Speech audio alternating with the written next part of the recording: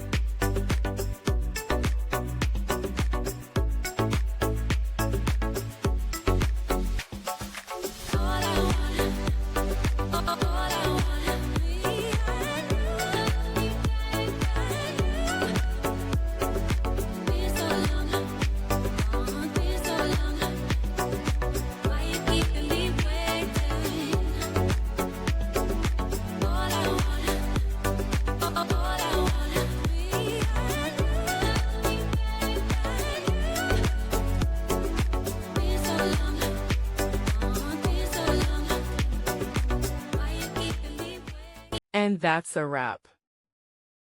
I hope you found the answer you were looking for. If you did, take a second to hit that subscribe button. It really helps out. And let me know in the comments which solution worked best for you. See you next time in the Debug Zone.